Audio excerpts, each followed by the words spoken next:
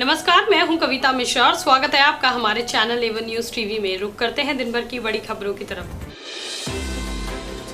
राजधानी दिल्ली में मंगलवार को कोरोना वायरस से संक्रमित रिकॉर्ड तोड़ मरीज सामने आए हैं। स्वास्थ्य विभाग के मुताबिक दिल्ली में मंगलवार को एक दिन में 6,725 संक्रमित मरीज मिलने की पुष्टि हुई है, जिसके बाद राजधानी में मरीजों का कुल आंकड़ा 4 लाख के पार पहुंच गया है। इस आंकड़े को देखते हुए दिल्ली के स्वास्थ्य मंत्री सत्येंद्र जैन ने बुधवार को कहा कि इस वक्त दिल्ली में कोरोना की तीसरी लहर है, लोग सावधानी बरतें। रायगढ़ पुलिस ने बुधवार सुबह रिपब्लिक टीवी के editor in chief Arnab Goswami समेत 2 अन्य लोगों को गिरफ्तार कर लिया। इन पर 53 वर्षीय इंटीरियर डिजाइनर और उनकी मां को 2018 में आत्महत्या के लिए मजबूर करने का आरोप है।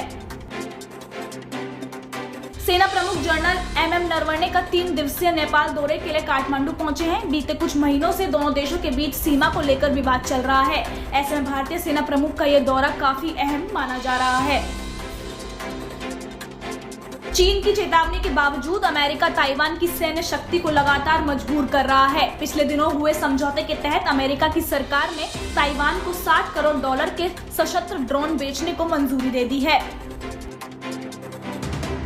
गुजरात के अहमदाबाद के नजदीक पिराना पिपलाज रोड पर स्थित कपड़े के गोदाम में बुधवार को आग लग गई। इसके बाद विस्फोट होने की वजह से गोदाम ध्वस्त हो गया और 4 लोगों की मौत हो गई। फायर ऑफिसर जयेश खाड़िया ने कहा कि फायर ब्रिगेड के कर्मियों ने मलबे से 12 लोगों को निकाला और LG अस्पताल में शिफ्ट किया।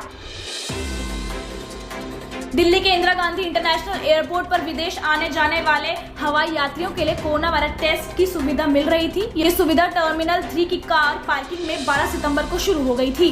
अब ये सुविधा घरेलू यात्रियों के लिए भी शुरू कर दी गई है। इसके लिए दिल्ली इंटरनेशनल एयरपोर्ट लिमिटेड ने जेनेस्ट्रिंग्स डायग्नोस्टिक सेंटर प्राइवेट लिमिटेड के साथ मिलकर टर्मिनल 3 पर गेट नंबर 8 के सामने टेस्टिंग फैसिलिटी बनाई है।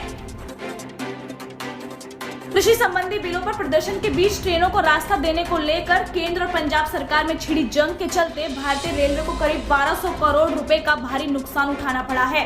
प्रदर्शन के चलते 2225 मालगाड़ियों को रद्द करना पड़ा, जबकि 1350 पैसेंजर ट्रेनों को या तो रद्द करना पड़ा या फिर उसके रास्ता बदला गया। बिहार विधानसभा चुनाव के लिए अंतिम में तीसरे चरण का चुनाव प्रचार गुरुवार को समाप्त हो रहा है। इस दिन भाजपा के राष्ट्रीय से लेकर प्रदेश स्तर तक के कई नेता NDA प्रत्याशियों के पक्ष में चुनाव प्रचार करेंगे। इनमें भाजपा के राष्ट्रीय अध्यक्ष जगत प्रकाश नड्डा और देश के रक्षा मंत्री राजनाथ सिंह भी शामिल है। प्रदूषण नियंत्रण और लोगों के स्वास्थ्य के मद्देनजर पटाखे जलाने या फोड़ने पर रोक लगाने की मांग से जुड़े मामले का दायरा दिल्ली NCR तक बढ़ाते हुए नेशनल ग्रीन ट्रिब्यूनल ने 18 राज्यों से जवाब मांगा है। दिवाली से पहले ही दिल्ली NCR की हवा दमघोटू हो चुकी है। दिल्ली और आसपास के इलाकों में सबसे ज्यादा आज गाजियाबाद की वायु गुणवत्ता खराब है। गाजियाबाद के इंदिरापुरम में दोपहर 3 बजे वायु गुणवत्ता सूचकांक 999 दर्ज किया गया है। ये खतरनाक स्तर में आता है। बुलेटिन में फिलहाल इतना ही। देश और दुनिया की तमाम खबरों के लिए देखते रहें एवन न्यूज टीवी। ताज़ा तरीन खबरों को जानने के लिए अभी टाइप करें एवन न्यूज टीवी। नीचे दिए गए सब्सक्राइब बटन को दबाएं और नोटिफिकेशन के लिए दिए गए बेल आइकन पर क्लिक करें। हमारे वीडियोस को लाइक, शेयर और कमेंट करें।